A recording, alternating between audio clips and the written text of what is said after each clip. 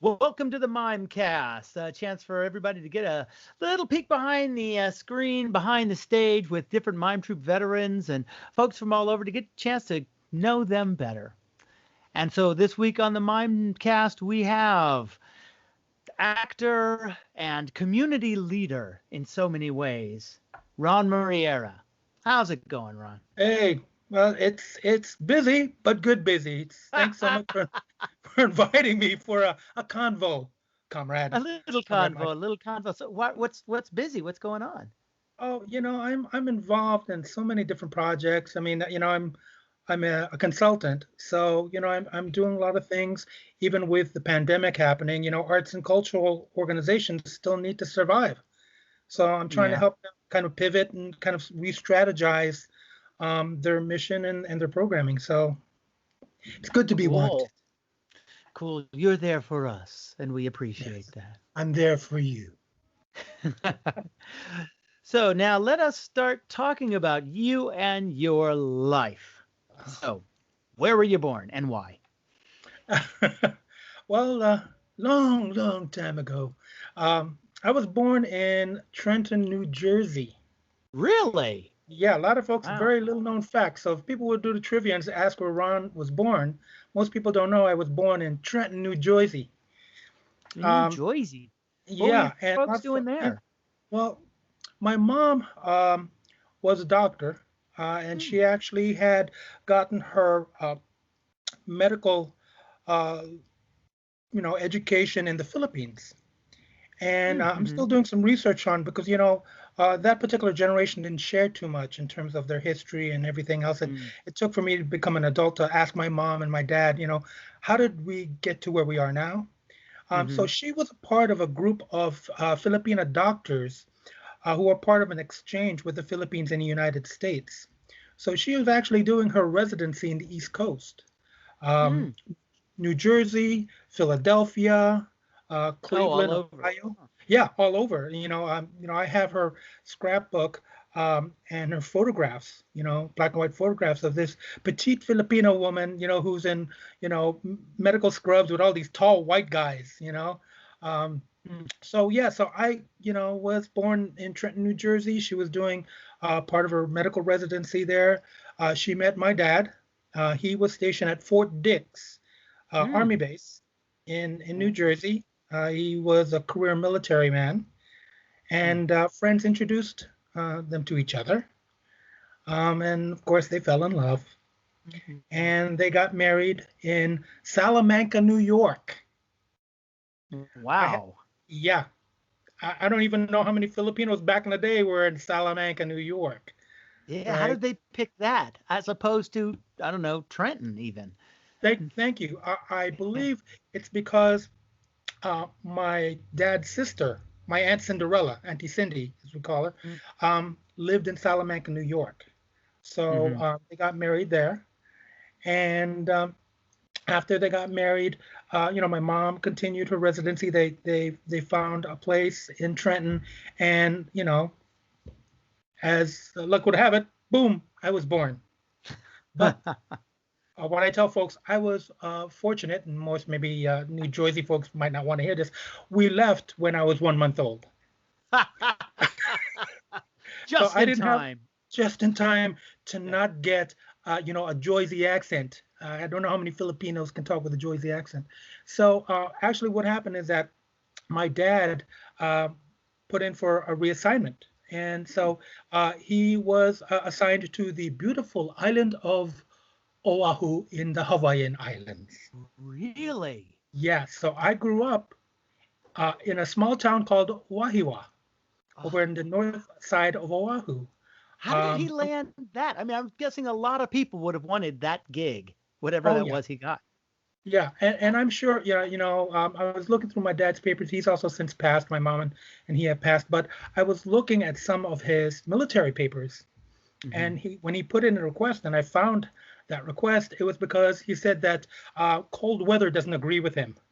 So he'd like to be reassigned to a much more warmer climate. How much more warmer can you get than Hawaii? Clearly just that that hadn't occurred to anyone else to put it. Other people probably are like, I want to be in Hawaii because I want to study computers, or trucks, or something, and it's like, I'd like to be warmer. And they're like, I'd like okay, to be warm. I'm Filipino. The snow just doesn't jive with, my yeah, heritage. doesn't work for You me. know? So So when did then your he. father come? Oh, Oh, go sorry, ahead. when did your father come over? Well, Or was he I'm born still, here? I've been doing genealogical research on the Muriera family, Mm-hmm. and so what I found out is that my dad, who came from a pretty impoverished family in the Philippines, from a city called Bacolod in the Visayan Mm-hmm. Islands, um, kind of left as a teen to join the Merchant Marines. Mm. So he joined the Merchant Marines. I don't know if he lied about his age, and found himself on the island of Guam, Mm-hmm. and actually started working as a civilian on the military base uh, on Guam. Mm-hmm. And then he actually enlisted in the army on Guam.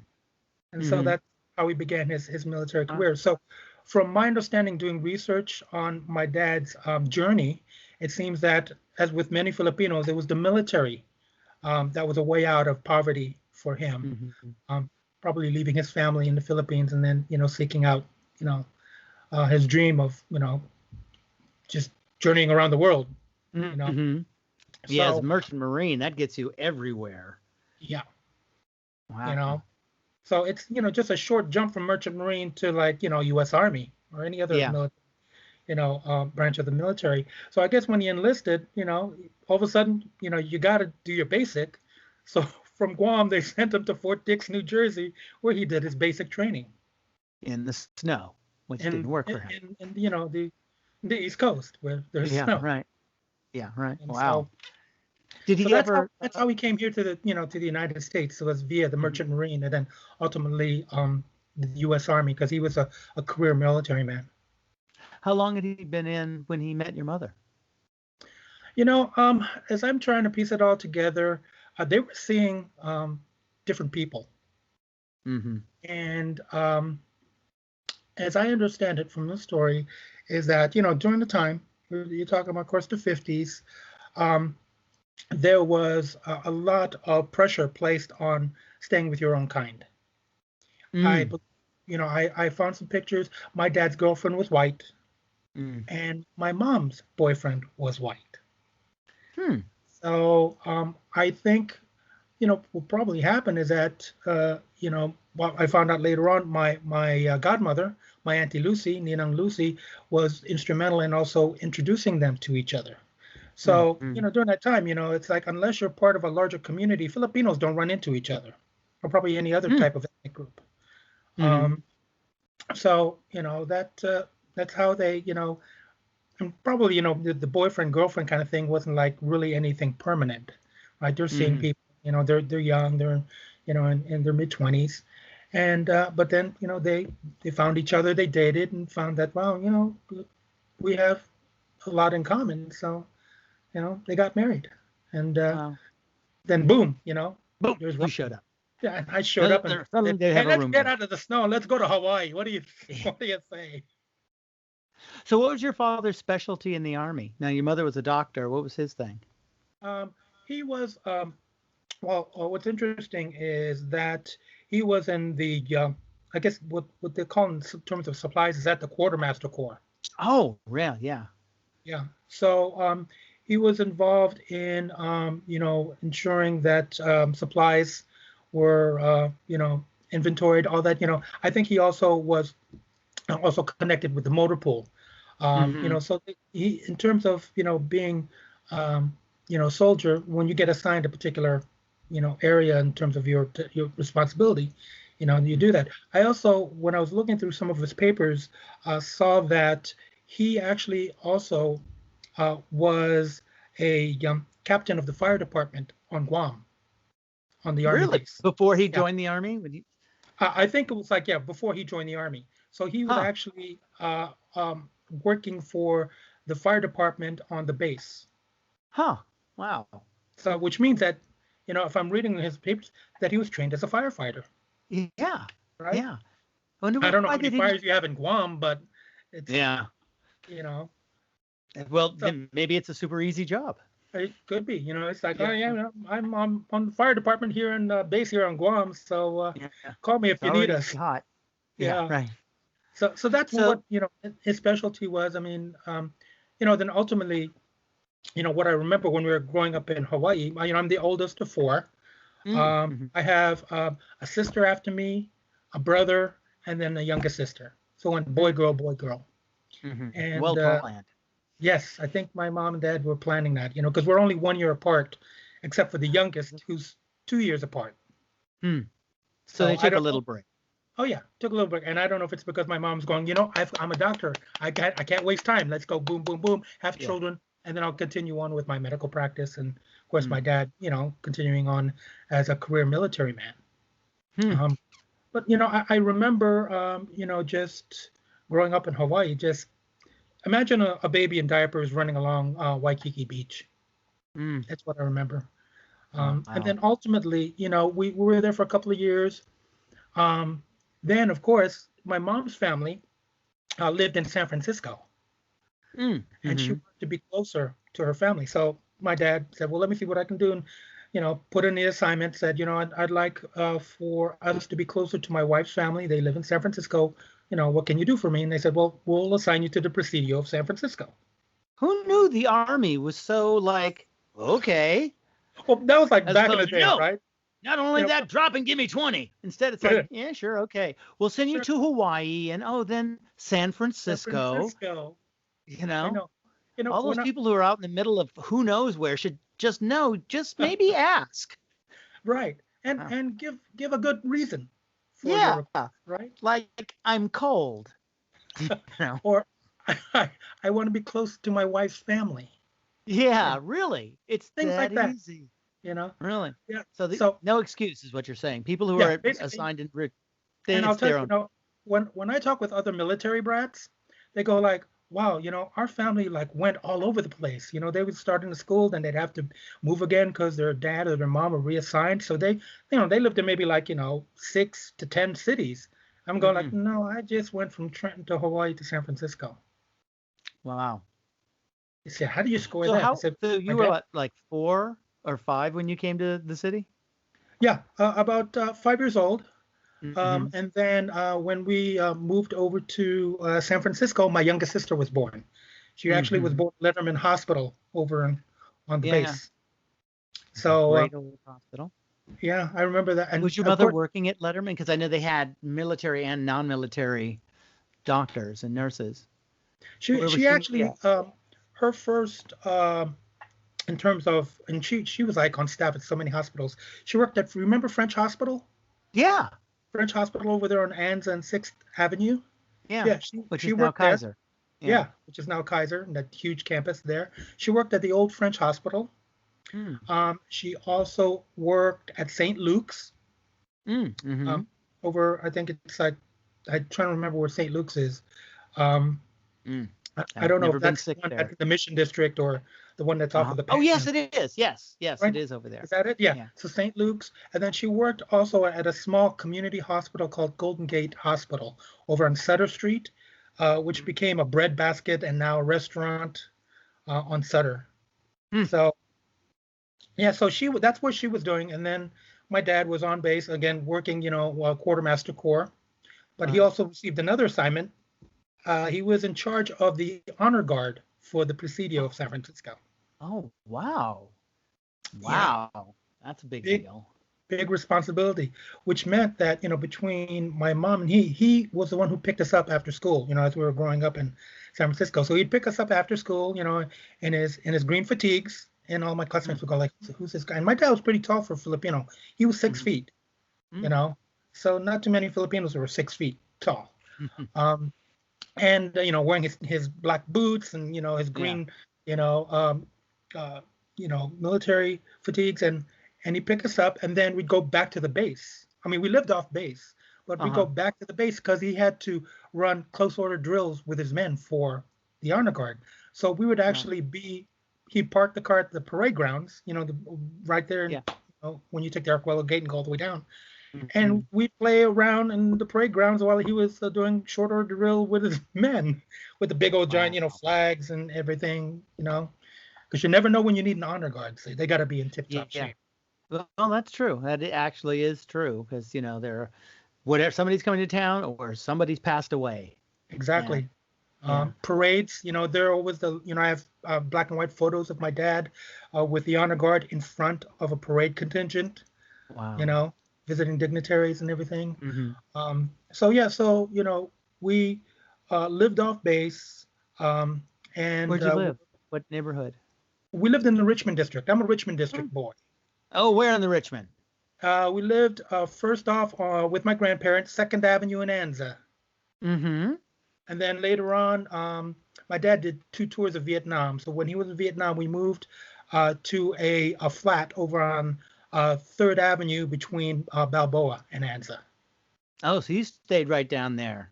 Yeah, and then I lived out. I lived out on 30th. Oh yeah, so you were like I lived out on 30th in Fulton for a while, but I went to Roosevelt, which was right in that neighborhood. That's where my cousins went to school. They went to Roosevelt when it was Roosevelt Junior High. Yeah, that's where I met Valina actually. Wow! In Roosevelt, yeah. So both you and Valina are San Francisco, Well, she's an Army brat also. So her family moved all over the place, and her father was stationed on the Presidio also. He was an officer out there, and they lived on base for a while, and then they moved to South San Francisco. But in the little period that they were on base, she got assigned to a middle school in San Francisco, and then when the family moved to South San Francisco, she kept going to Roosevelt. Wow. Luckily, so just that little bit of time. Luckily, she was there so we could meet. Makes you wonder if my dad knew Valina's dad, because there weren't too many soldiers, especially officers of color, during the 60s, right? Yeah. He was there because he also served in Vietnam. Mm-hmm. And I think he was there mid-70s. Mm-hmm. He was Major Brown. And he spent the rest of I think the last part of his career, he was just there. They'd been in Germany and in somewhere in Tacoma Park, Maryland. They'd been, they were one of those families that moved around a lot. Well, but I also wanted to ask, with your mother, was she a GP or did she have a specialty? No, she was a general practitioner. Wow. So, she, besides, after a while, we actually, when my dad came back from Vietnam, and, he did, basically 2 tours back to back. Wow. When he came back, we looked at him and went, who is this man? So it took a while for us to really, to get back in the swing of things, saying this is our dad, and so when he did, around the early 70s, my parents decided, well, we got to stop renting, let's buy a house. So they were looking at different places. Of course, one of them was Daly City. Of course, yeah. Or just Filipino population out of Manila. Right. That's just for those people who don't know. Yeah. But they ended up finding this really nice home on 17th Avenue between Fulton and Cabrillo. So we lived just up the hill from Argonne Elementary School.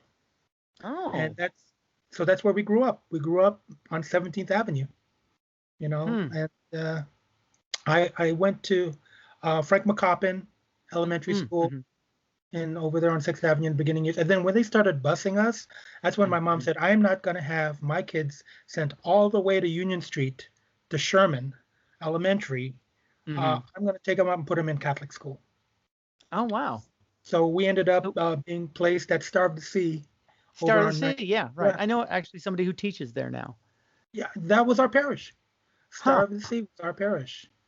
So were you guys a real religious family before that, or was it just I don't want my kids to have to travel all that way? No, were you going to church on Sundays? Yes, we were going to church on Sundays. Hey, we're Filipino, diehard Catholics. Was raised in the Catholic faith. I used to joke that you go to our house on 17th Avenue, you turn a corner, there is a religious statue. You turn another corner, there's the portrait of Jesus that has glow in the dark eyes that follows you everywhere you go. Yeah. Those type of things. And the same with my grandparents' house, who they were the ones on Second Avenue in Anza. So Mm-hmm. yeah, very very Catholic upbringing. So we went to Starve to Sea. I transferred when I was in fifth grade, Mm-hmm. which was kind of weird because I'd been going to public school along with my siblings, and then all of a sudden Right. you're thrown into Catholic school, and Yeah. everybody had known each other since like kindergarten. Right. You So know, you're just the weirdo who's come in. yeah, and and everybody knows each other, and they just kind of looking at it like, who's this new kid? So what Fortunately, was which that is like? Even though, I mean, you'd been going to church all this time, in mhm. a very Catholic family, but still you'd been going to just regular public school, and then you shift to a Catholic school. What was that culture shift like? Or was there one? Did it feel more at home or what? I mean, the shift was more about I don't know anybody here, and I miss my friends from the Mm-hmm. public school. And yes, we had been going to church there because that's our parish, Starved Sea. But we never go to the back where the school is. All I Mm-hmm. know is that we parked our car in the school parking lot, and then we go into the Mm-hmm. church. But I never went inside the school. And so you Mm-hmm. go inside the school, and yeah, it's because Catholic school, especially during those times, much smaller in terms of number of students in a class, was really Mm-hmm. weird. For me to go like, okay, this is the entire class. This is the entire Like fifth grade class. how small? Oh, I don't know, about no more than 20, maybe about 15. Wow. Yeah. The I mean, I size they pull out should be. my class pictures. I'm going like, that's all we had. Like. Yeah, really. But then Wow. later on, I realized because I saw that they had on the class photographs, 5A, 5B.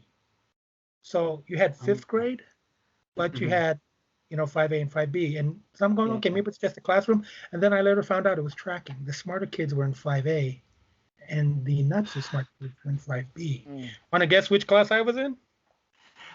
See? Bingo. I was in my own class. Yeah, right. So so were you thinking when you were a kid that the choice for your future was going to be doctor or the military or both? Oh, yeah. Yeah. I mean, I was thinking, okay, my mom is a doctor. I'm probably going to go the route of the doctor, or, you know, dad's in the military. Maybe I'm going to enlist and, join the service. Because, as a kid, that's all you see, those, Mm-hmm. those role models. And Yeah. my mom was very popular too. I mean, she had started. My mom's very well known, not just in the Filipino community, but in the San Francisco community, because she was civically engaged with Mm. and politically involved. So everybody knew my mom. But I Mm-hmm. think, yeah, when I was a kid, I wasn't thinking anything else. I was going to either be doctor or army, or Hmm. maybe I could be a doctor in the army. Doctor in the army. Yeah. Yeah. But So so that was no your other choices plan, presented kind of. themselves. And were your parents nice and proud of you thinking that way? Well, I don't know, because again, interestingly, the generation, their particular generation, weren't Mm-hmm. very, you know, talkative. You know, uh, Mm. at Really? least with the children. I mean, they were talkative to us in terms of like, hey, get ready for church. Hey, um, but in terms of like, I look back, at my childhood and how I'm raising my children now. I Mm-hmm. communicate, of course, much more differently with my children than my parents did with me, and actually with my brother and sisters. Mm. Uh, there was not any, so how was your day, type of thing. Mm-hmm. It was, well, you're going to obey us, you know. And, Uh-huh. and I came also from a generation, if you did something wrong, you get a choice, belt or slipper. Ooh. That's a tough choice. Yeah, Tough and I would always choice. go with belt, with slipper. I would say Uh-huh. no, slipper, because I felt the slipper was much more softer than a It's a leather belt. softer word. Yeah, slipper belt, you Yeah. know. But that's how discipline was back in the days of Hmm. with that generation. Right. And I Could have mean, I been worse. think It it's could have been also said rubber hose or yeah, PVP pipe. You know. PVC pipe. Yeah. Well, a lot of the folks that I've talked to, it's interesting how I would say almost everyone that I've interviewed has came from a family where they moved. They're like a lot of military kids who had to keep kind of figuring out how to, or they changed schools like you did and moved, where they had to reintroduce themselves repeatedly.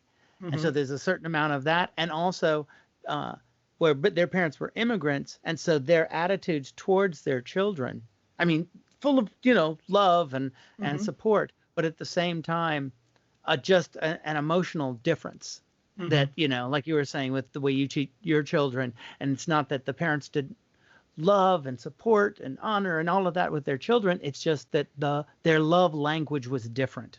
Exactly. And you kind of have, and you're living in a society that has this kind of love language, and you're seeing that on television shows where the parents come and they sweep their kids up in their arms and hug them and stuff. And then you have a completely different culture at home. And so you're kind of in between in a way, and you're kind of creating your own world, your own translation of what's going on. Right. And I always used to think about that, Michael, because, I would go over to friends' houses, after school. Most of my friends growing up were mixed, they were white, African-American, Mexican, Filipino. But my best friend was white. This is how his name was Patrick Franklin. Okay. Can't get more American than that. No. And he would invite me, and he lived over on California Street and 8th Avenue. And he would invite me to his house, and I'd go over there.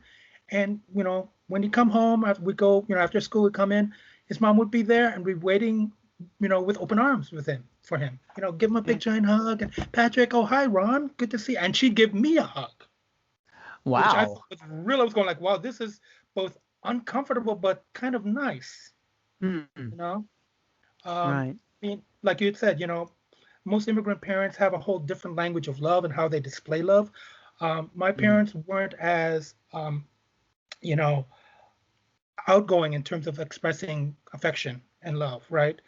They showed it in different ways, but a hug, by a best friend's mother was really, I was going like, well, this is, like I said, both weird but nice, And then she'd say, are you hungry? And Patrick, bring Ron over to the kitchen. I've got, I just made, it sounds so kind of like corny, but she made cookies. It's like it was like chocolate chip cookies. There's nothing corny about cookies. No, there's nothing corny about cookies unless they've got corn on them. Making corn cookies, they're fine.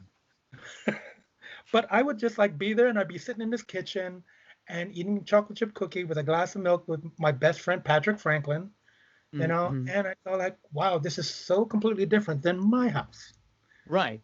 But it's still like it almost sounds like this kind of stereotypical American kind of like what you would see on television experience. Exactly. And then you go home and it's like just not that. Not bad, but not that. Right. And the fact again that the traditions were different. There was a whole way. I mean, when we'd come home, sometimes, my dad would be at the base, just drop us off, or my mom would be at the hospital. So basically, we were, what do they call them? Helicopter kids. We took care of ourselves. Oh, yeah. Latchkey kids. Latchkey kids, yeah. Right.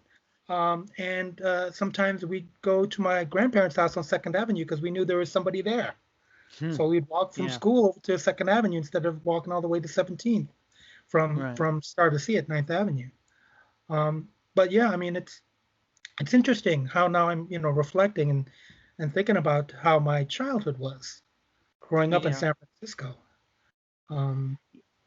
So it is interesting, how that, how when you get to that age, it's like that point where, when you're having kids, like you said, and you have a certain type of training of how, well, this is how I was raised, but then what do I wish was different, but it's also like, if it was different, then everything would be different.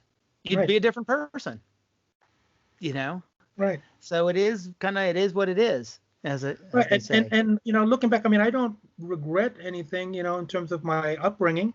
I mean, like you had said, I mean, I think the environment I grew up helped shaped actually my values, my perspective, right? And also why I'm also, very family oriented. I mean, while my parents, didn't express a lot of, again, love because they had a whole different way of expressing love. when we got together with the entire family, and my mom's family is the Bautista family, which is one of the oldest Filipino families in San Francisco. They're a huge clan. I should say Bautista clan. Wow. Yeah. My mom was the eldest of 9 children. Wow. And I have 35 cousins currently. But back then it was probably in the 20s because we could make 2 football teams and have extra for like alternates. Yeah. So it was, there was, if we didn't have friends and we had our cousins, and we'd go play, over at Rossi Park. Oh yeah. So when we walked down the street on Anza, families would go, well, here comes the Bautista clan. Here come the Bautista children. Well, that's cool. I mean, having that, at least, and I'm sure that difference of, when you've got your parents who are living with you and they've, like you said, they've got their rules and their particular love languages and all of these different things. And then you get together with the whole family and it's like you see a different version of your parents. Mm-hmm, exactly. Exactly. Suddenly they're teenagers with fellow teenagers and laughing and gossiping and stuff. Right. And then you go home and then they revert back to, who them as your parents at home. Right. Yeah. But that's still in there somewhere. Oh, yeah. Yeah. And that's what I hoped. I'm going, come on, Mom, Dad. I know you can break out of that even like when we're home. Show me that part where when we're at a big, giant family celebration. So you were saying that your mother was like very community involved. Mm-hmm. Like how so? Was she into specific politics or just involved in the community and being a leader in some way? Yeah, I think I was influenced by watching her in terms of her involvement in the community. My mom later on, besides being on staff at various hospitals, opened her own medical practice. Really? Yeah, oh, wow. She, as if there wasn't enough to do, right? She decided, I'm going to go and open my own medical practice. And so she opened up her practice on 16th Avenue and Geary, right above Mike's Cuisine and Joe's Pharmacy. If you're familiar with the Richmond district, and right across the street, Jeff's Jeans. That's where I bought all my jeans. Jeff's Jeans. And so, she went into practice. She actually was founder of several professional associations in San Francisco, the Filipino American Lions Club, the Philippine Medical Association of Northern California. So she was, really engaged both civically and politically. And when looking back now, when my mom passed away, she passed away in 2002. She was still practicing medicine. I had to close down her medical practice on my own. But one of the things that always struck me whenever I would go and visit her at her office, at her medical office, was in her office, which would be, she had her medical diploma, but she also had framed pictures behind her desk of every mayor and governor that she had ever, and it's not like a cutout. It's actually like they've got their arm around my mom, this petite Filipina doctor, right? Dr. Helen Muriera, with like all these men, I remember a picture with Moscone, with Agnos, right? With Alioto, Joe Alioto, and Governor Brown and all these like different politicians. And so, as I was going through and looking through her papers when I was closing up her medical practice in our home, I saw that she was, as you said, she was one of the major Filipino community leaders that a lot of these elected officials would call upon. Right. Because she was very well loved and respected in the Filipino community. Exactly. Yeah. They said, Dr. Muriera, do you think, and she was a diehard Democrat, right? She would love what's happening right now. She was still alive. She would be invited to so many different events and occasions, and along with several of her other colleagues. So there was this group of Filipina doctors who, they were like, and a couple of them my aunties, right? Both related and not related, because in the Filipino culture, right, everybody's your auntie, everybody's your uncle, and everybody's your cousin, right? But looking through a lot of pictures, she would go to a lot of these functions, both political, social. She went to a lot of the Democratic conventions. There's a picture of her with Hillary and President Clinton, because she was invited to their inauguration. Wow. I was going like, wow.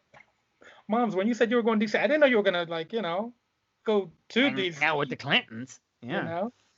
So, and I think that's something that she really um, enjoyed. I mean, she liked Mhm. being someone who could make a difference, and to be that kind of conduit between the Filipino American community and those who had power. But my mom Wow. didn't do it for her. She did it for the community. As I Hmm. was looking through a lot of her, and a lot of when I talk to a lot of her colleagues and people in the community, they have much love for my mom. You know, Yeah.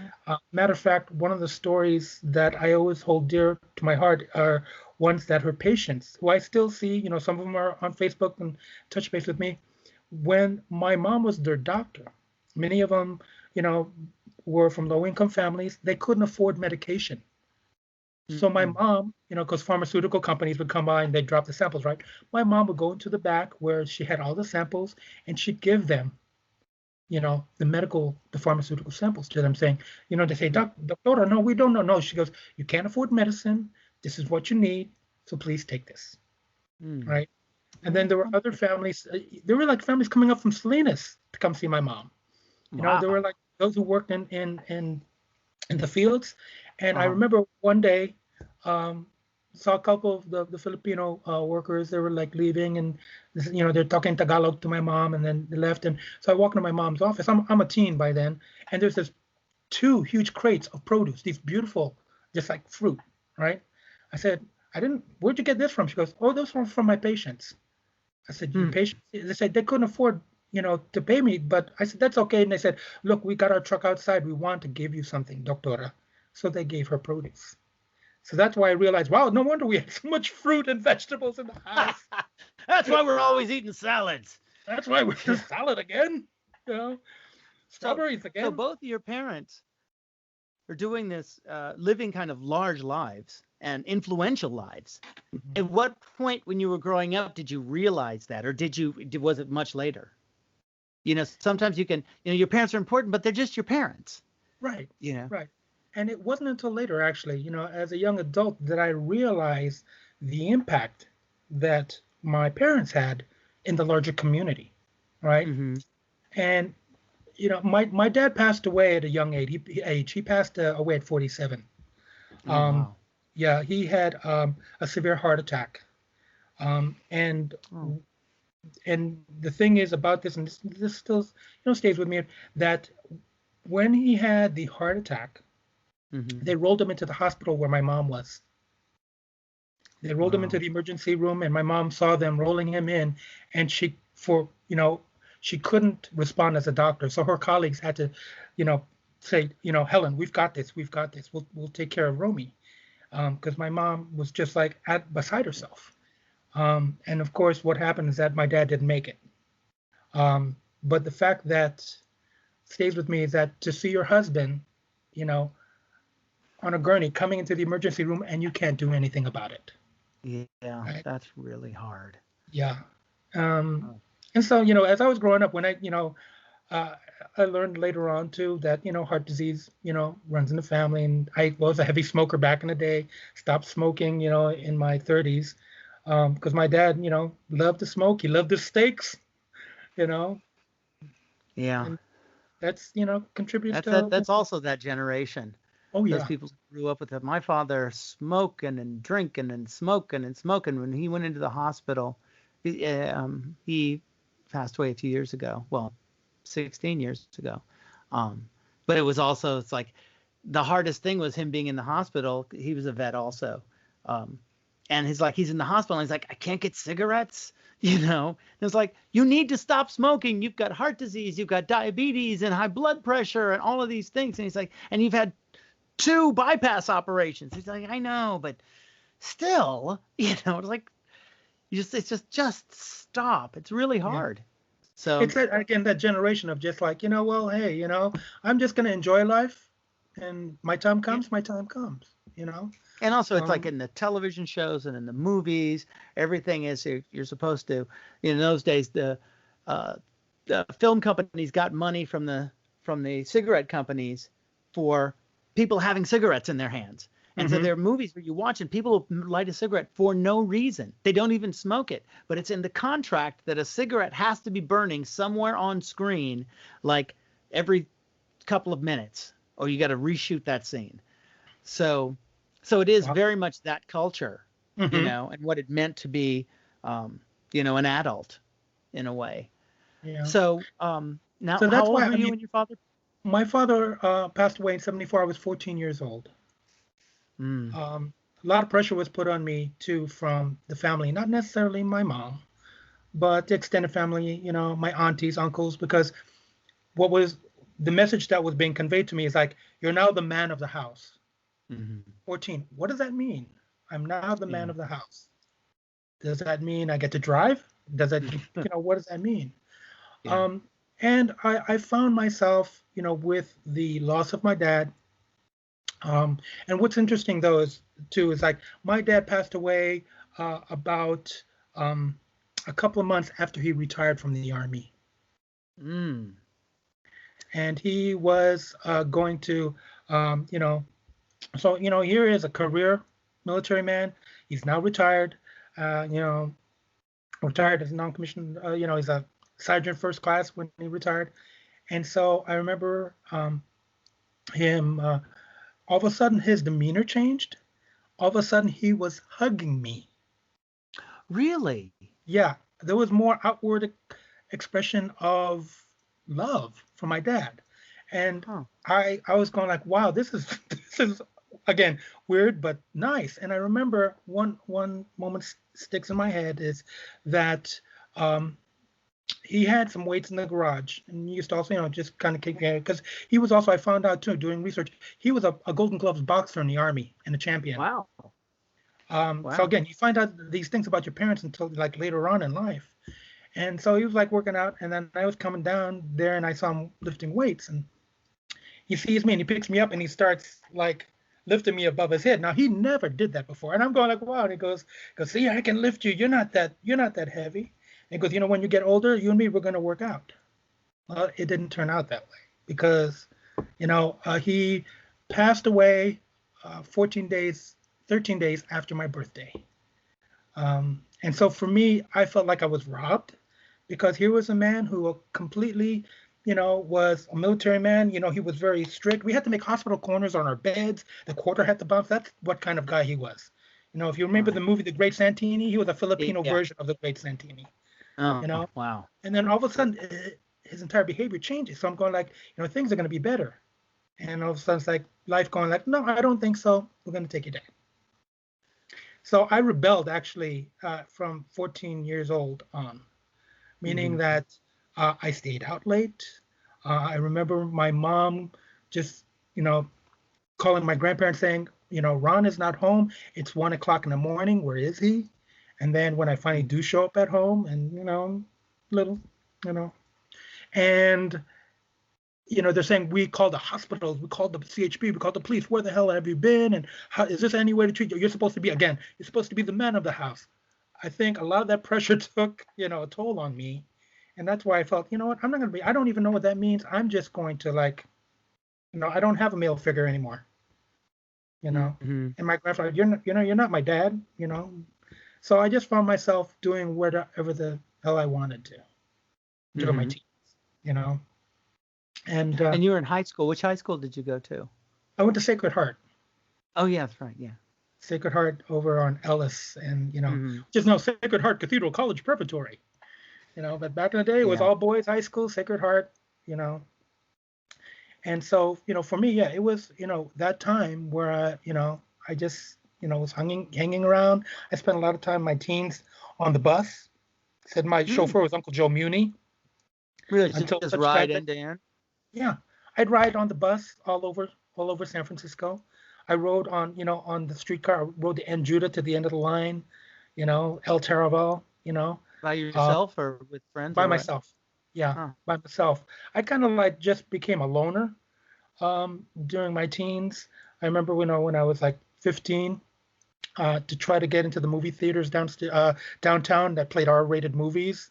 I would hmm wear my dad's old army, jacket with Hmm. his name on it, Muriera, and hmm I kind of put a kind of a fake mustache on, and I'd get into the movies. And Wow. nobody ever questioned me. You know, um, but yeah, and looking back, I'm going like, wow, little rebellious kind of teen life Now, until were you rebelling? It sounds like it was a combination of having that all of a sudden this pressure of you're the man in the house, and everybody just saying that as if it has a definition. And Mhm. then at the same time feeling, like you were saying, feeling a little cheated that your father was finally, from your perspective, the relationship was changing. You were knowing him as, in a different way. And so was it like a combination just anger around those You things? know, yeah, I mean, looking back at it now too, because when you're a teen, you're just angry. You're not Mm-hmm. dealing with your feelings. So I'm going like, the hell with this. And I think most of it was my thinking of I don't know what man of the house is, so I'm just Mm-hmm. gonna do my own thing. You think I'm the man of the house? Okay, I'll be the man of the house, and I'm just Mm-hmm. gonna do my own thing. But the same token though, even as a teen, that's actually, my artistic part started to also come out during the time. Uh, Mm-hmm. because I had to find some ways to like kind of vent and express myself. Um, and I'd already since age 10, 11, been taking piano lessons. Oh, So really? I'm a musician. Yeah, I'm a keyboardist. Mm-hmm. Besides being an accordionist, which a lot of people know me by, saying, "Oh yeah, that Filipino accordion player." But Now, yeah, did you keep playing even through your angry teenage angsty period? Were yeah. you still Matter of fact, taking lessons? no, Okay, because because that's I hard to really picture. yeah no. I actually stopped because yeah, that's one thing that you. But one of the things that I did also realize through taking the lessons, I actually play by ear.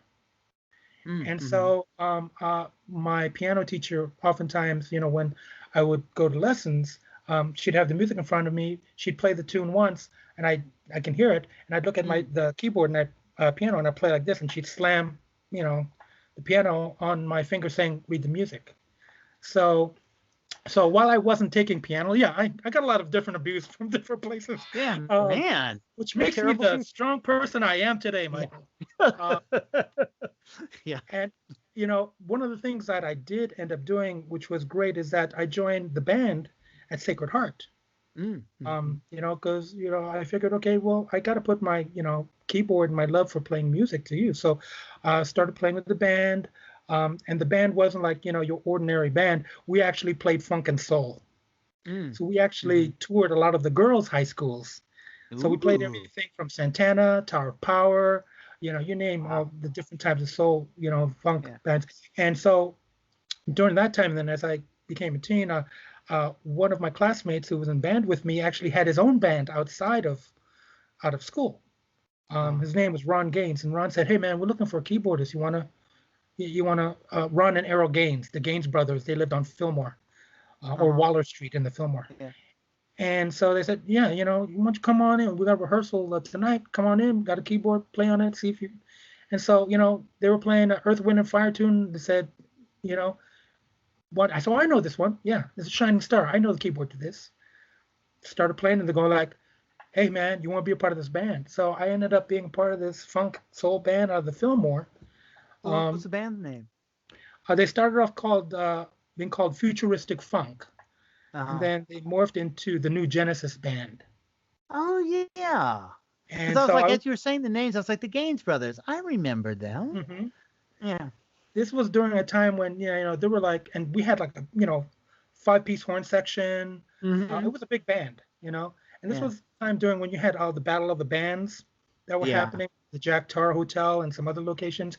I mean, I remember playing with Cordial, Grand Theft, Nonstop LTD, Mm. Brass Horizons. So I'm Mm. from that generation of funk and soul, uh, late 70s, 80s.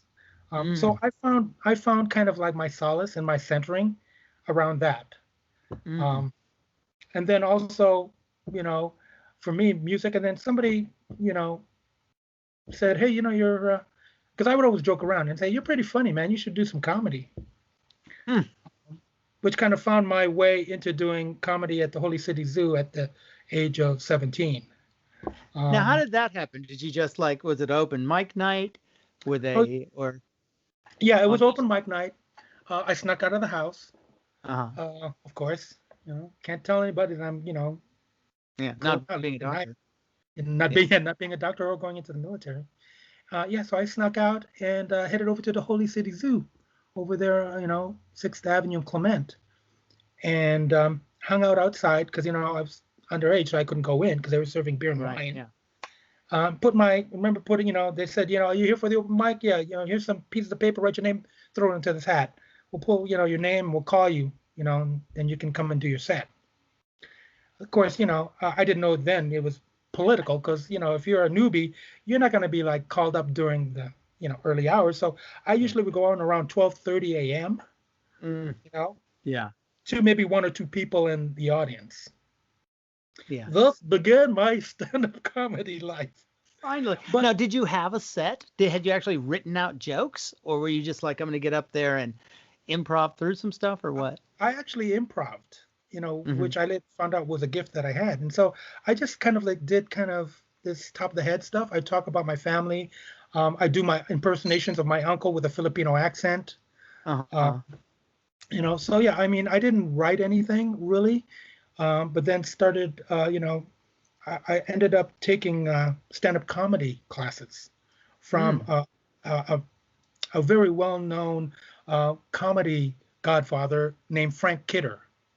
And Mm-hmm. a lot of the comedians took, classes with Frank. He was very well respected. And I actually remember being in a class with Milt Abel, Steve Kravitz, a lot of Mm. these like comedians who down the line, became really well known. Yeah. And so that's where I learned how, okay, you actually have to craft, you know, your what you're gonna do for stand up. Well, it's gonna okay, well, okay, I'll learn how to do that. And so I Mm-hmm. did. They said, what, you need to put together a tight five, right? Mm-hmm. So I did that and pretty much learned that okay, stand up wasn't for me because I actually felt freer doing improv.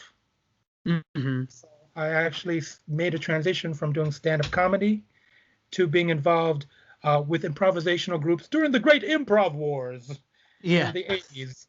Where you Those were throw a the stone and you hit days. an improv group. So Yeah. yeah, I was with the National Theater of the Deranged, Jim Crenna. Right. Now, so how did you get into Deranged? Did you join it? Was it already together, or were you how did it come together with you? Well, the Deranged had been around, I think, probably for about a year. Mm-hmm. They had, Diane Amos was in it. Everybody knows it's the Pine Sol lady, but she's like, Yeah. amazing in terms of her own right as a comedian and an actress. Chris Prey, Jeff Bolt, Denny Delk, all these folks, Bill Bonham. And so Mm-hmm. I was taking Jim Crenna's improv class over at the old boarding house Mm-hmm. on Bush Street. Mm-hmm. And somebody told Jim, hey, Jim, do you know one of your students, Ron? He's a musician. He goes, oh, really? He goes, yeah, because they were looking for a musician to back up the Right. Deranged. Um, Sort of like what Yeah. Raoul What? Brody What? does, Yeah. right? Your role does. Yeah. And so Jim said to me, he goes, oh, it's, we need someone for the group. What do you play? I said, accordion. And he thought that was hilarious. He thought, that's perfect. National Yeah. Theater of the Deranged, and we have an accordionist. So I ended up not just being the accordionist. I became the front man. I was the uh, one who was calling the scenes. So I would always Mm. start the show with doing the on my accordion, and the lights will go Mm-hmm. up, and I again through improvisation I came up with a character name, and I said, "Good evening. It's time once again for the National Theater Deranged. I'm your news anchor. I'm Filipino. I'm salmonella." Beat laughter. And so then after that, I became a part of the Deranged. Kelvin Hanyi was Mm-hmm. also part of the Deranged in the earlier years. Um, so he and I were the young bloods in the group along with Diane. And so Jim just loved the fact that I was quick. And I said, well, this is a testament to going to your classes, Mm-hmm. right? Mm-hmm. Taking your improv classes first at the boarding house and then later on over at Fort Mason.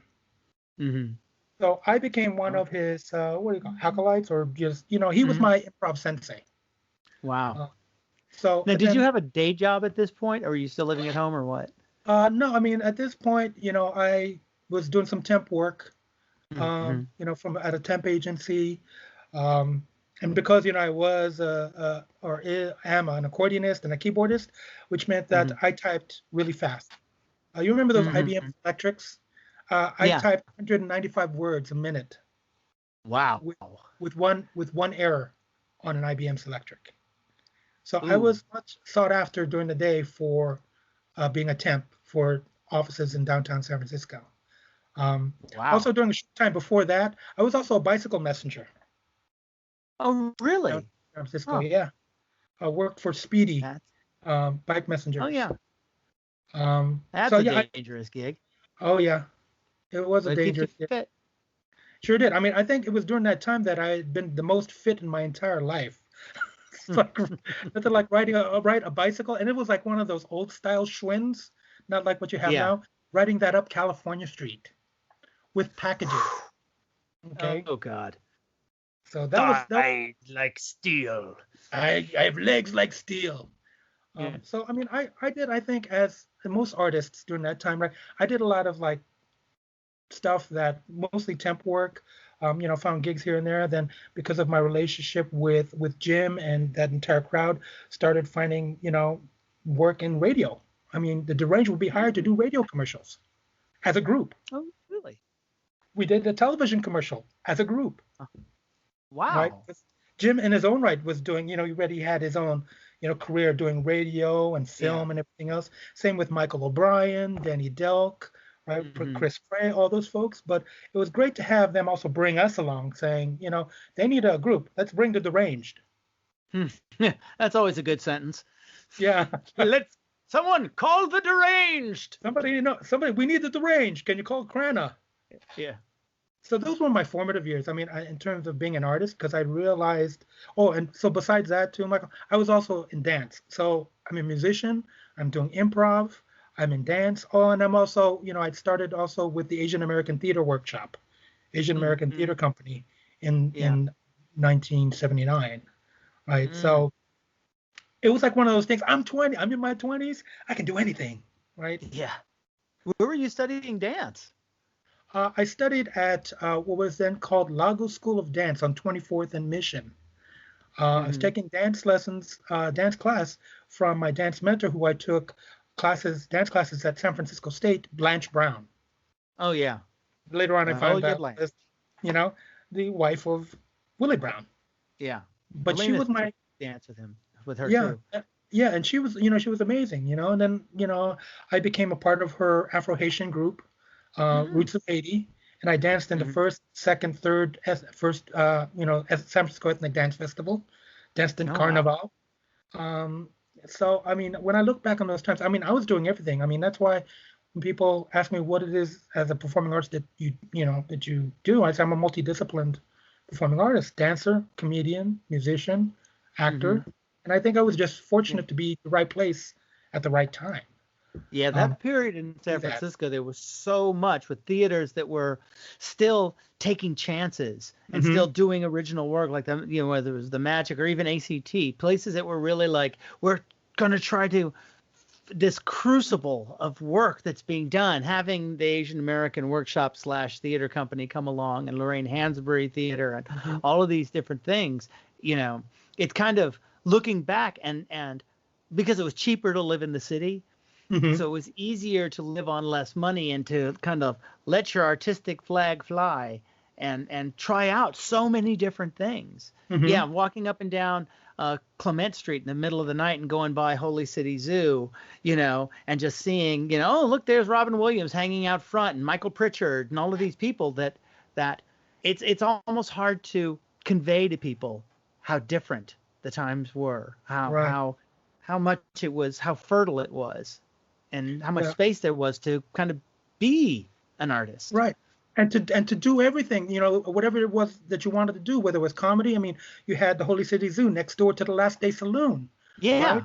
And you'd hear the bands playing because they shared the same wall, right? And then Yeah. across the street, the range before we went to Lips down on Harvard Street, we were at the Open Theater Cafe. So Hmm. you're right. You would walk down Clement Street, even during a weeknight, and it would be bustling, Oh, right? yeah. And then go up to Yeah. California to the Asian American Theater Workshop, Asian American Theater Company, and see a play you Hmm. know so for me, I feel blessed that I was in my early years, my 20s during that time. And were it not for also Asian American Theater Workshop, I wouldn't have been able to get trained at ACT. Because a lot of folks don't know that a lot of us, Calvin Hanyi, myself, and Ken Nagasaki, we all had the opportunity to go to ACT because of the relationship that ACT had with Asian American Theater Workshop, because they were looking for Asian American theater playwrights. That's where they found, the Philip Kotandas, David Henry Wangs, right, and Momo Iko and all these folks. So they wanted to mount these plays, but guess what? They didn't have any Asian American actors. Right. So they said, we'll tell you what, we'll help train them. So I was a part of that group. Amy Hill, Mila Chapero, all those folks who were blessed to be over at ACT during those times. And then, so how did you make that transition to go, I've been doing improv, I've done stand-up, I'm doing improv, I'm playing accordion, I should go work at, what's going on with this theater company? How did you, was that because of were other people going over there, like I know Kelvin was and stuff, to go over to, Asian American? Because not everybody makes that leap. A lot of comedians just, they're comedians and that's it. Right. And I think what it was because of the fact that while I was doing comedy and improv, some of those worlds cross over, because a lot of the Asian American theater folks, they hung out on Clement Street, right? They went to Churchill's over on 6th, the bar over on 6th and Clement. And so I got to meet some of those folks and actually was at a class at San Francisco State University where I formerly heard that they were holding auditions for 2 one-act plays by a Filipino-American playwright. And so I thought, okay, I'm doing comedy by this time. I'm not fully immersed yet in theater. I'm going, oh yeah, I'd like to give that a go, because of course, I'm 20-something, I can do anything. So I go over there and I audition. They had me do a couple of, cold reads from the script, had me sing a song. Lo and behold, I get cast in 5 roles between 2 one-act plays. Wow. And that's how my journey at the Asian American Theater Workshop began. Oh, no, you froze. Oh, now you're unfrozen again. Good. Okay. I actually froze on purpose. No. All right. So I mean, I made that leap from comedy, improv, to the theater. But by the same token, I didn't leave that world because I was doing them simultaneously. Because if I wasn't cast in a show at the theater, I'd be doing the Derange, or sometimes I would be doing that. If I wasn't in a show Friday night, the Derange is over at Open Theater Cafe. I just joined for the late show. If I was in a play over at the Asian American Theater. So, yeah, those were some amazing times. And you were saying, so then from then you ended up at ACT. Were you enrolled, or were they just like, we need actors, so we're going to do special classes, or what? Yeah, we were part of a group that we did enroll, and I think what was fortunate was that Amelia Cachapero, who was an actor and then later on director and also playwright at Asian American Theater Workshop, was the registrar at ACT. So talked to, she said to Bill Ball and all those other folks, said, we've got a group of actors here. Should we just enroll them? They went, sure. And then, we took master classes, took a master class, with some, John Pasqualetti and some other folks, was able to do the Summer Train Congress. And what was interesting is that year that I did the Summer Train Congress, I think it was 1982 or 83, I was only one of 2 students of color in that Summer Training Congress. Because, they pull from all over, right? Mostly white. Do you know who the other student of color was with me at the Summer Training Congress? Who? This is where our friendship with Richard Montoya, who would develop Culture Clash with Herbert Seguenza and Rick Salinas. Wow. So I've known Richard since ACT. From back when we were like these snot-nosed, like, yeah, we want to be actors, man. We're going to take over the world. We're going to take over the world. These 2 suave guys at ACT. So when you were working at, you're working with Deranged while you're working at Asian American, and you're taking classes at ACT, and were you now like thinking, well, this is going to be my future? And how was your mother handling all of this? Mom's wasn't really taking kind of Well, I remember when I did, because I was like sneaking when I was doing comedy. I was gonna sneak out of the house. I wouldn't tell her, what I was doing, and it wouldn't be later on that word got out to my mom that your son is doing comedy and he's doing acting and all this. So I remember when my mom, I wanted to share with her what I was doing. She already knew. So she said to me, "So this is what you want to do, huh? You want to be an actor. So what are you going to do? Feed your family scripts?" I remember that line very. That's I a said, that's a "Well, good line. it Yeah. is, and I used that later on in my comedy. Yeah. What are you going to feed your family scripts? Is that how you're going? Oh, you're an actor." Yeah. And so I said, "No, I mean, that's part of." I said, "I want to be a performing artist, you know." And so she just kind of, I don't want to say, she just didn't talk to me a lot after Uh-huh. realizing that I didn't want to follow in her footsteps, which I also used in my comedies. I couldn't follow my mom's footsteps because she wears a size 4, and Yeah. so Shoes are too small. yeah, and so it wouldn't be later on in life that I realized, as I'm starting to cultivate my craft, that she had been cutting out clippings of anywhere I performed and saving them in a folder. Oh But she wow. didn't tell me. I found them Uh-huh. after she passed away when I was cleaning out the house. My So reviews. even through all of it, through everything that you've done, she never could bring herself to say that she was a fan. Did she ever get over that? I mean, did she ever Say come she and was see? proud of Did me. she come and see your shows eventually? Yes. Eventually, Oh, she came to see my shows and said to me, I remember what she came to see the Deranged, and I said, my mom's in the house. Told them they even like had put a spotlight, say one of Ron Muriera's mom, Dr. Helen Muriera's in the audience. And of course, being the she's waving, she's doing the wave. I like, okay, because the spotlight was on her. yeah. But afterwards, she says, yeah, you're funny, you're funny, and I think, it was that kind of, and it would be later on in life that she shared with me, and especially, during the time when she was hospitalized, and it was just me and her in the hospital while I was, I had calls from my brother and sisters who were living outside of California to come see my mom. She said, I know that you thought I didn't like your choices in life, a career choice, but I wanted to let you know that I was and am very proud of you. Mm. Of course, I didn't know about the clippings. It wouldn't be until she passed away that I found the clippings. Mm. And I cried like a baby when I found those clippings because I put two and two together. Right. So Yeah. again, that generation where they can't really express, I'm proud of you, but they do it in a way that, for them, you know, um, means something. They just can't Yeah. share it with their children. Right. Um, that's why she also inspires me in the work that I do now, too, Mm. involved in community. Right. Because she was outgoing. It's interesting, that my mom, very outgoing in the community, but when she comes home, it's like very internal. Mm. That's it. Yeah, that is interesting. Yeah, that's somehow where you give yourself permission to be big, and where you feel like you're supposed to be small or Hmm. something. So when you're at ACT and studying, how did that transition of working at the Mime Troupe? When did you become aware of the company? Of the Mime Troupe. Yeah. I actually had been aware of the Mime Troupe, when I started getting theater, because I was somebody who just like, you're involved in the theater scene. You check out, okay, Lilith, remember Lilith Theater, Lorraine Hansberry, right, the Eureka. Because a lot of us, Yeah. after the Asian American Theater Company was a jumping point for a lot of us who then began being cast in other Hmm. theaters. Yeah. I got my equity card at the Magic Theater in a production Mm-hmm. of Jonathan Reynolds' Geniuses because Mm-hmm. they were looking for a Filipino actor. And I Mm. remember Kelvin Hanyi saying, "Hey, brother, man, they're looking for a Filipino actor and they can't find one." So I went and auditioned and got the role.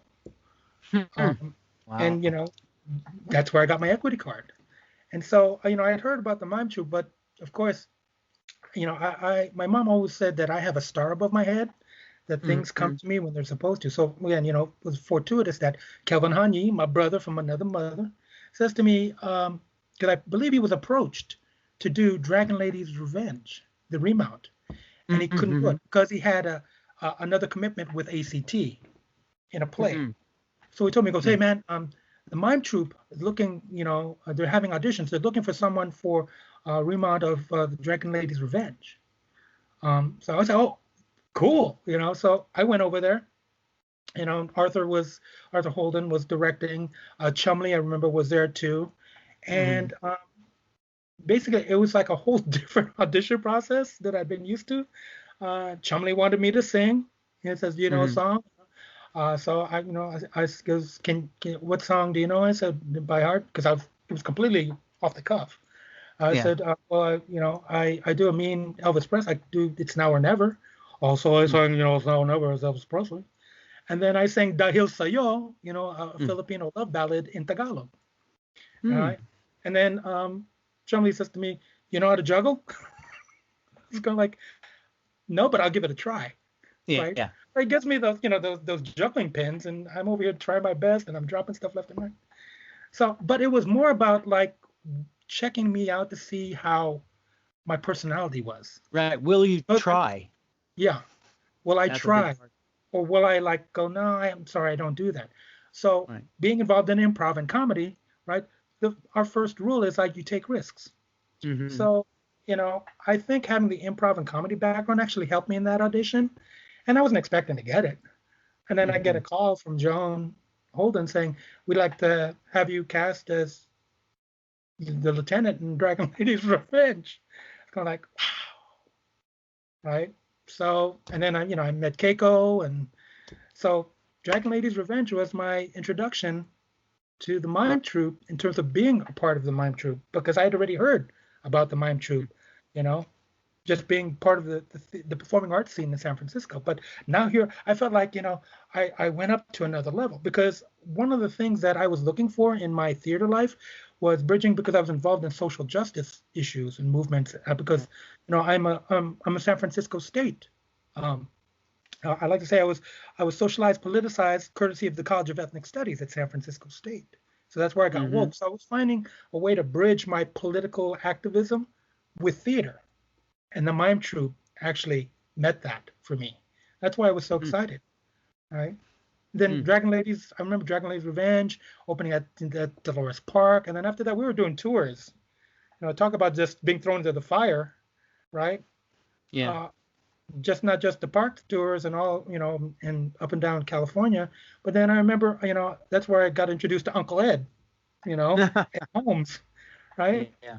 So being the newbie I am, brand new Iveco truck, mime troupe buys. Ed is looking for somebody to drive with him across country to do Dragons. We're going to do Dragons Ladies Revenge over in Philadelphia at Penn's Landing, and then ultimately over in Central Park in New York. So he goes, he comes up to me and goes, "Hey, want to drive a truck across country?" I said, "Sure. I don't know how to drive a truck, but yeah, again, that yes and. I'll drive a truck. I'll figure it out. Yeah. I'll figure it out, So it's like driving a car. Thanks, Ed. So I ended up driving across country for that tour of the Dragon Lady's Revenge, to the East Coast, while everybody else took a plane. Ooh, week in a truck with Ed. Yeah, but that was for me. That was like so much fun. I felt like I was in. It was like such this great atmosphere to be in, especially at that point in my life. Because after Dragon Lady's Revenge, I did Secrets in the Sand. I became the remount king, basically, right? And so that was fun. Secrets in the Sand for kind of a weird tour up in San Diego and Fort Bragg and some other locations. But I mean, I did that, and I think at one point I think I might have been asked to be a part of the collective. Oh, really? Yeah. And I was going like, is this something? Because I did, Dragon Lady's Revenge. I did Secrets in the Sand. I did Spain 36 in the collaboration. Well, you did it in L.A. No, I did Spain 36. You did it at State. At San Francisco State. Yeah. So that was that collaboration with the theater department at State and the Mime Troupe. Right. And I just remember just like, because I had to play the lead, right? I'm going like, do I have the confidence? I remember just Chumley was always trying to like, man, you got this. And Bruce Barthol, you got this, man. They worked with me in terms of, because it was a whole different experience for me, to to do this. It was like not like Dragon Ladies or Secrets and Sand, which said very present, but more that mixture of realism and the mime troupe style. So I had to like temper it and find a balance there, as well as that very challenging musical score. Yes, some beautiful songs in there. But yeah. So you were doing these shows, and so you were asked to be in the collective, but you decided to not. Yeah, I just too weird. Oh no, I mean I enjoyed going to I mean, even though I wasn't part of the collective, they invited me to the meetings, so I was there. But I just think, I wanted to keep myself open. Again, I felt like, opportunities always present themselves. And I felt that if I just committed myself to being a part of the collective, that's what I would have to do, as part of my commitment. And I loved my work with the Mime Troupe and, actually would come back and do things, and volunteer, for some of the shows or help promote the free shows in the park. Whether, it was, Mozambique Cape or some of the other, and to this day, when trying to get the Mime Troupe to San Jose, and help promote and find some funding for the shows to come to the South Bay. Yeah, it's been a great connection. You've been a wonderful ambassador for us and an advocate for us. So after you left the troupe, now were you still doing? When did Deranged end, or did it ever really? We just kind of like went quietly into the night, so we didn't end. Just kind of like dissipated. We ended up being at Lips, which was the old Phillips Hotel over there on Howard Street, but they called it Lips because the PHI was like burned out on the neon sign. And that's the location which eventually became Asia SF, the Asian American drag shows. Oh, I didn't know that. Huh. Yeah, so that's the old Lips. And so we were part of Lips Underground. So the Deranged performed there, Fault Line with Mike McShane, Greg Proops, Sandy Althouse, all those great folks, Reed Kirk-Raman. They also would. So we had Friday and they had Saturday. So we alternated, and then late at night it became a underground dance club. But as the group started just kind of slowly dissolving, because everybody started pursuing their own individual projects. I think everybody started becoming well known, and so it was hard to just kind of stay together as an improv group. But we did. I think the last from Lips we jumped over to, which became Biscuits and Blues over there on Mason. So the improv, that's actually where we ended our last days, was at the old Improv on Mason Street in downtown. So yeah, I mean, and still have great memories of being part of the Deranged. But I think everybody's career path and trajectory just started to take off. Diane, Michael O'Brien, Jeff Bolt, film, TV, radio, individual projects. Because I know Jeff Bolt and Michael O'Brien started doing, their own comedy team, comedy duo. So, things change.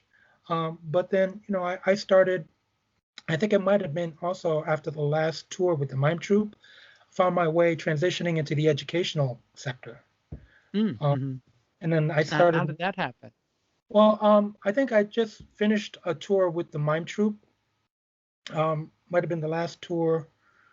I can't even remember what it was. And a friend of mine who I used to work with at Asian American Theater Company worked for the Japanese Community Youth Council, JCYC, in San Francisco, Japantown. And so she was looking for somebody to teach theater to the middle school kids that she was working with. So I said, sure, I'll be happy to teach theater, do theater games and that kind of thing. So I make my way over to the agency only to find out that she's actually looking for someone to take her position overseeing a middle school program. Wow. And so I think to myself, okay, this presented itself again to me.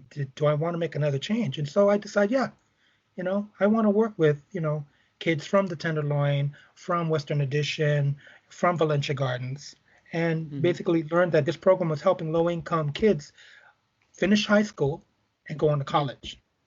So, I put in a couple of years there, and then found myself also being approached to write an Upward Bound proposal for the agency. So I actually wrote an upward bound proposal. And at that time, there was only one upward bound in San Francisco, and that was University of San Francisco, USF upward bound, with Janice Durden, David Cook.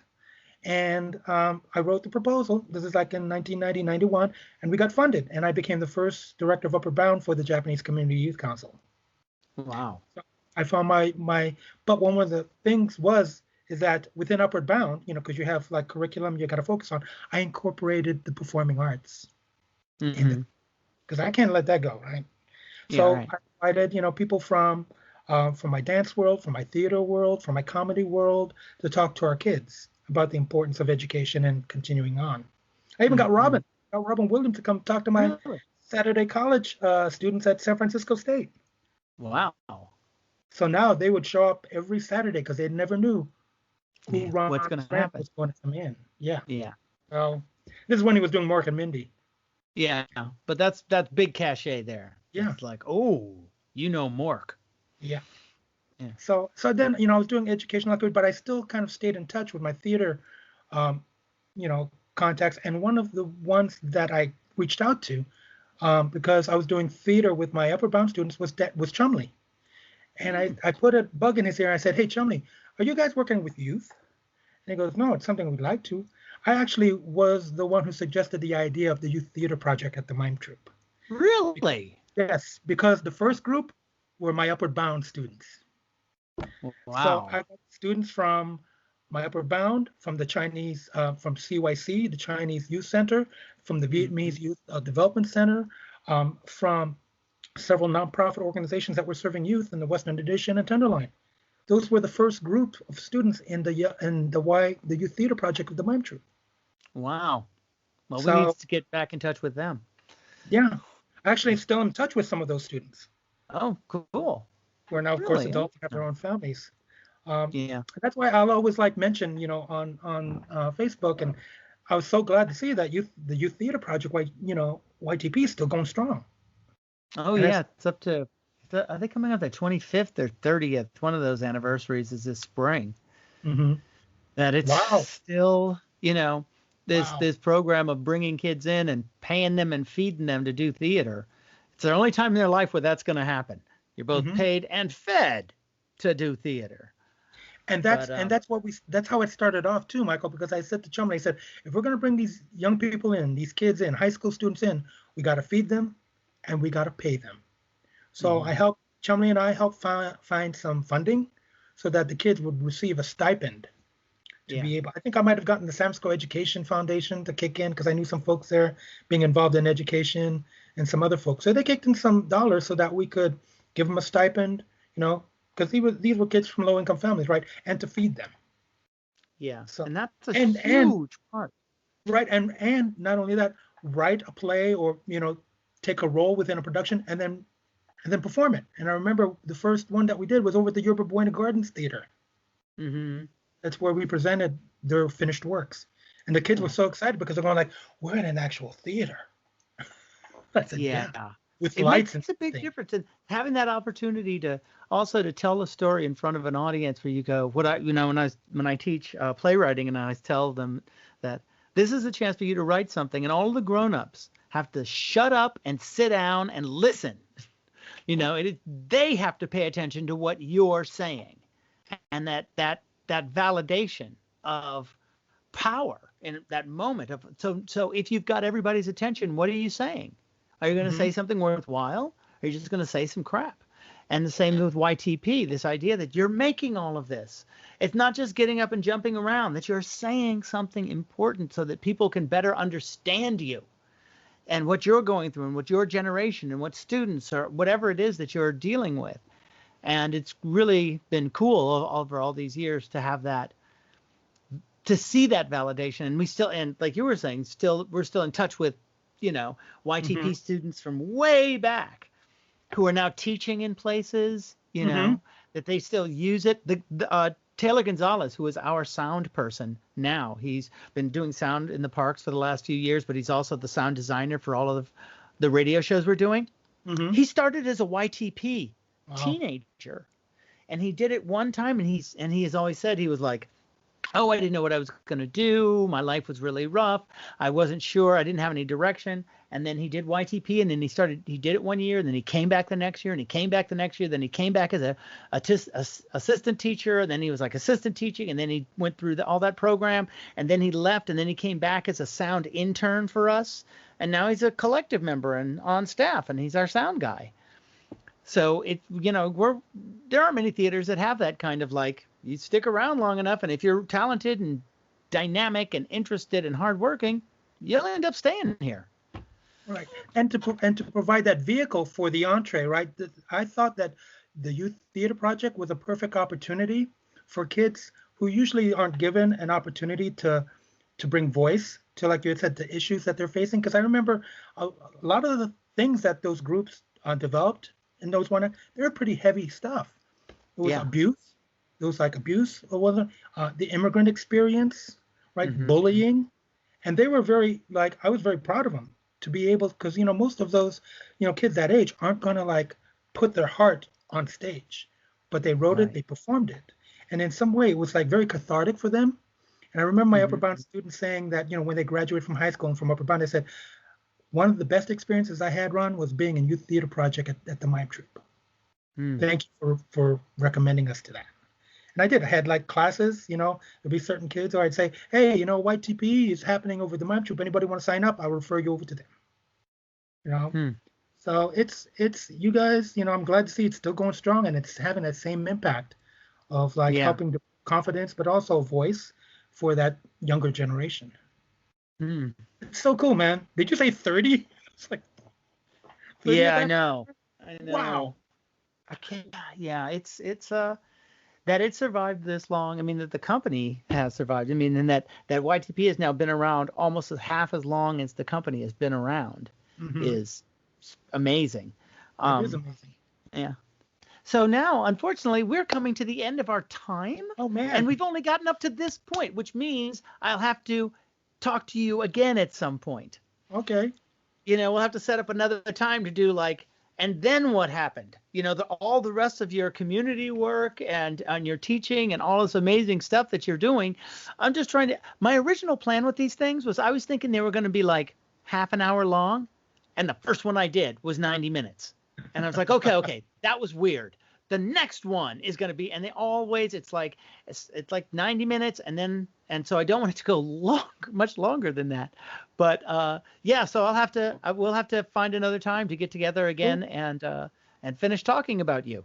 Yeah, well, it's been a pleasure, man, to just kind of, talk with you and kind of visit like some of the best times of my creative and artistic journey, which I think really helped shape me into what I'm doing now, as an arts and cultural activist and advocate. Right, and that's what I want to really be able to dig into next time. So once we're done with this, we'll set up a time probably in the early next year, and we can talk more. Anyway, so that's it for the MimeCast this time. I want to thank Ron for being here with us, and I will see you next time. Bye-bye. Right on, man.